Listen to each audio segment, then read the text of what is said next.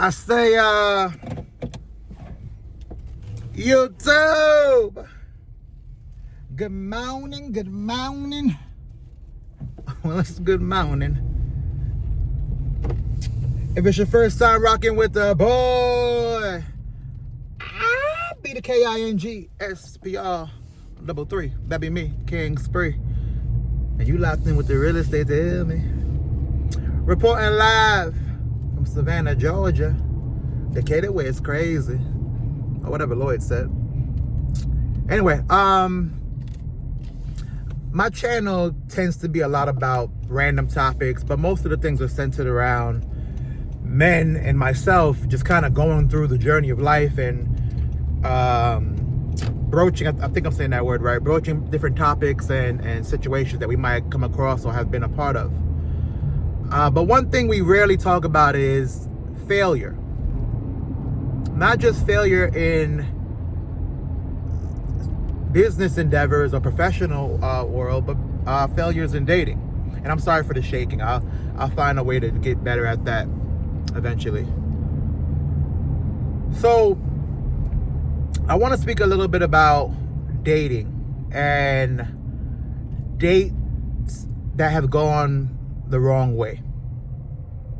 So I think most people can understand, or most guys can understand, that when you are young and you are trying to figure this whole thing out, there is something to be said about how you present yourself to the world and then how you present yourself to the girl you're trying to seduce. So not every time is going to be a nightclub, bar situation and then you take them home from there. That's actually rare. Now, of course, people have done it. I've done it a lot. It's something that can be done, but it's actually a rare thing to go to a bar or a club and take a girl home. And I can already see somebody in the comments like, you done it a lot? Bruh, you don't look like you do anything a lot, especially exercise. Yeah, I get it. I understand. But yes, gentlemen, that's a whole other topic. Gentlemen, it's not just based on, a man's value is not just based on how you look, for the record, but not to mention, the looks ain't too shabby, you hear me? But anyway, what we are speaking about is when you're on a first date and you are courting a woman, and I mean that traditional first date, that dinner, that you should never go to a movie on a first date, but that dinner, that sit down for drinks, that being able to speak one-on-one, make eye contact, tell funny stories, make sure certain dialects, certain tonalities going to make her feel a certain way about you. You got certain canned stories you like to tell certain people. You got certain opportunities you do to touch a hand or to make a gesture. These things are all going to be seen as important. But also this failure that comes with that. If you go on enough first dates, you're in a situation where you failed enough times as well. So what I'm saying is first date failures. Well, let me give you a story. Back in 2000, and back in my time, back in 2000 and about 2011 is when I started going out more consistently. And going out more consistently, Tinder had just came out. I think it was 2011, 2012, somewhere around there. Maybe 2010. Tinder had just came out. And between going out to nightclubs, which I was doing heavily, and then using apps like Tinder, I was racking up a lot of dates. And with a lot of dates comes a lot of money I didn't have, right? Not to mention, for everybody that knows me, I also didn't have a car. I rode a bike everywhere. So a lot of my interactions on Tinder and then trying to translate it to a phone conversation, which I did many a times, I might have been on at least, during that time span, I've probably been on at least 70 dates. During that time span, I had to convince these girls to be the ones that were driving. So they had to come pick me up. Like it was reverse courting. But I did it. Somehow I did it. And now mind you, the quality of the girls was not always the highest because it's not going to be too many girls picking the guy up from the first date that are super bad.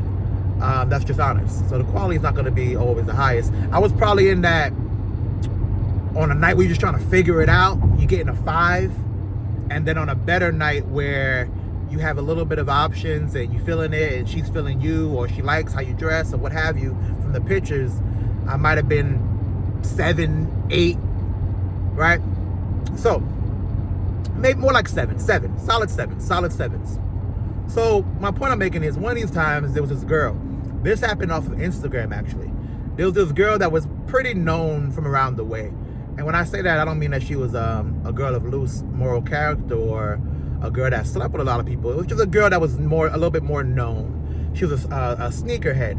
And I've always seen like a picture or two of her and heard of her. But, you know, I didn't think nothing of it. So one of these pictures I saw, I was like, man, she's like really a kind of sexy. And for all my guys that know, back in like our high school days, 2000, 2001, 2, and 3, and 4, a girl that had like curly hair, light skin, Puerto Rican, with the jeans and the Jordans. Maybe she worked at Foot Locker, she was a little sneaker connect. Mind you, I had none of those. I didn't get nothing in high school. But a girl that looked like that was always seen as like being like the girl you should get, right? Imagine like a Christina Milian and a pair of jeans and a pair of dope sneakers. That was kind of like what you was looking for. So anyway, I convinced this sneakerhead girl from around the way to go out on a date.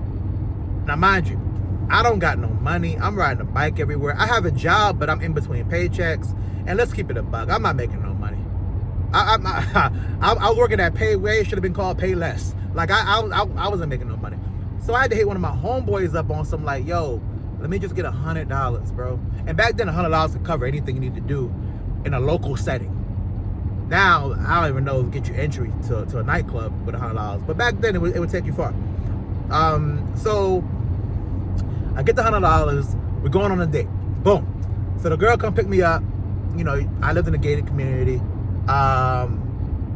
Now, you know, I got it from the mud. I lived in a gated community. So, gated community, because I know it sounds, you know.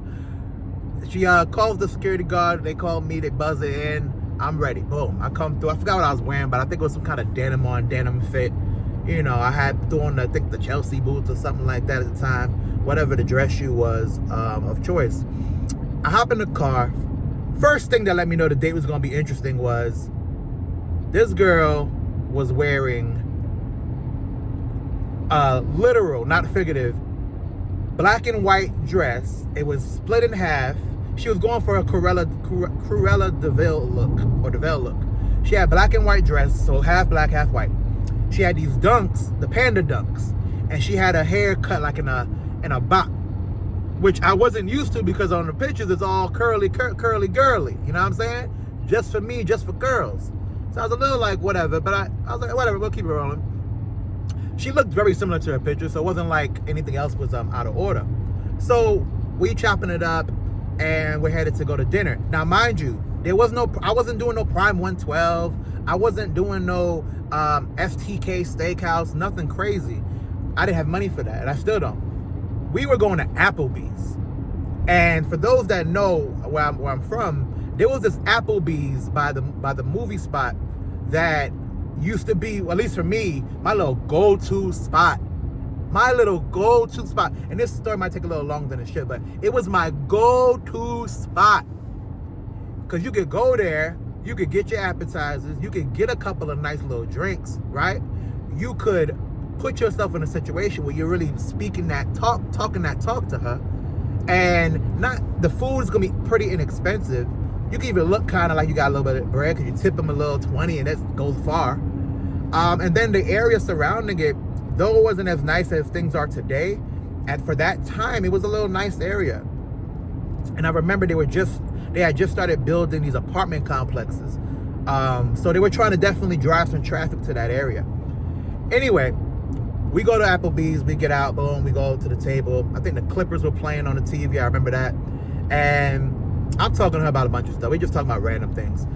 So when you're on these first dates, you know, you try to stay away from politics, even if they bring it up.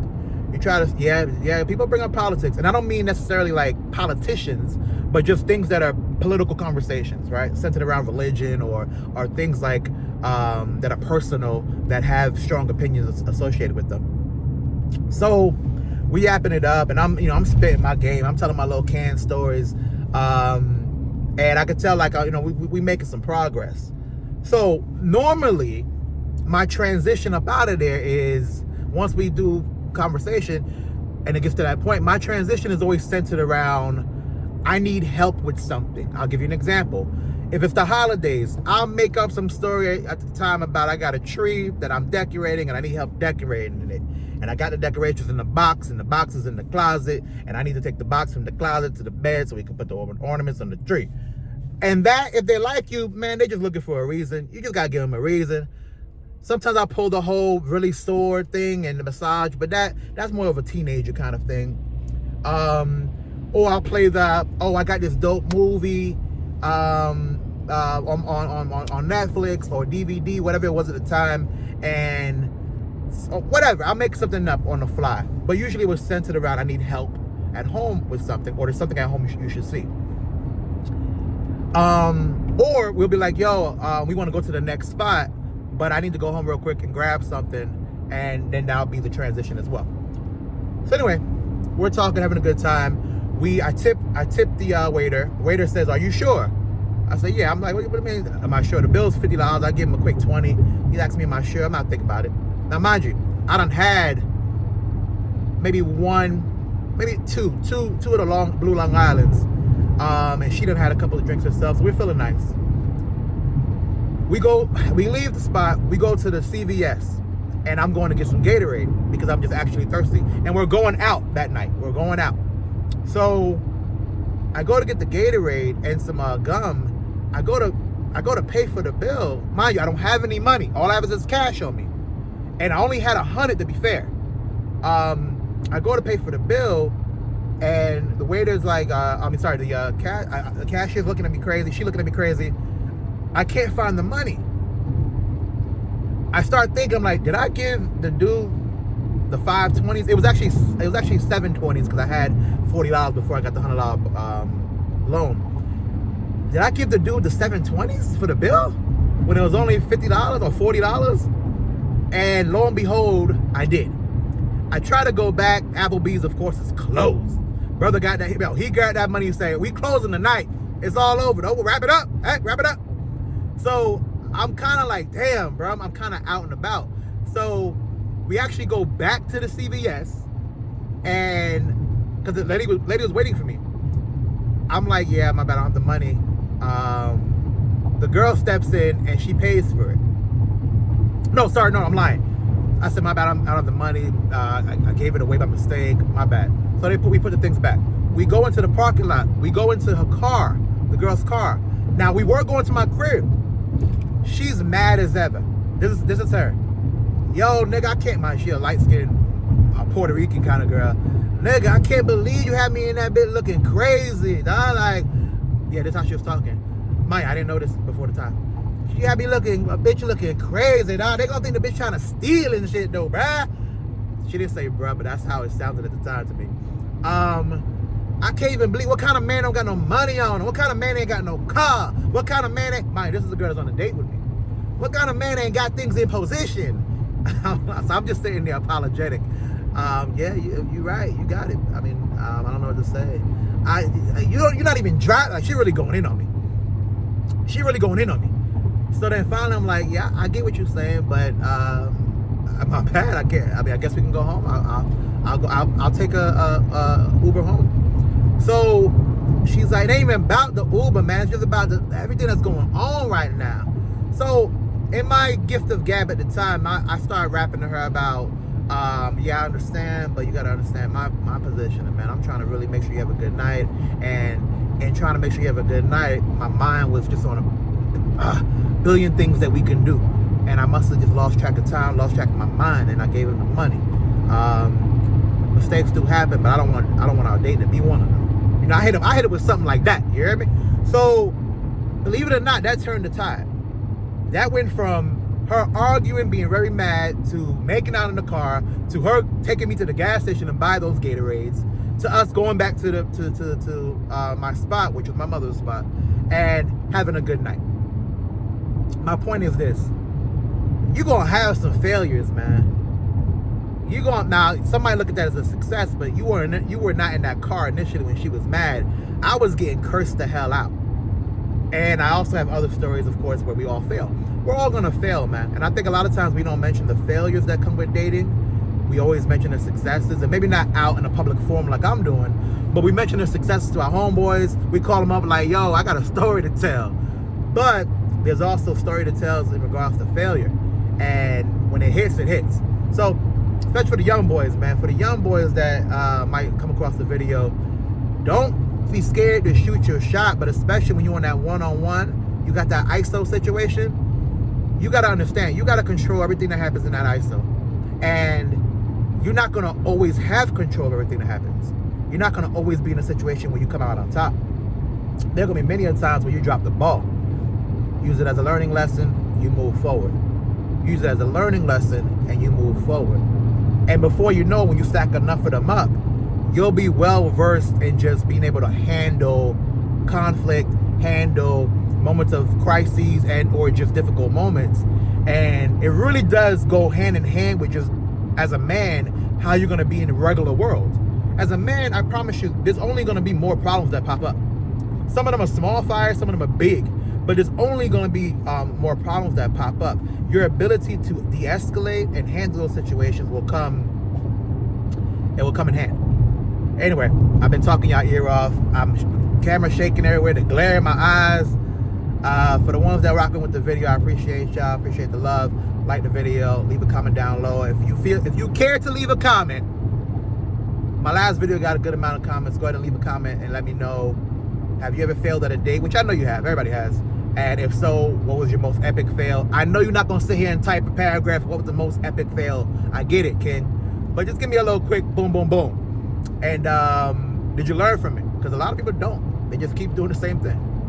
Like the video, subscribe to the channel. Been the message buddy by the good people here at Spree NZ. It's gonna all make sense real soon.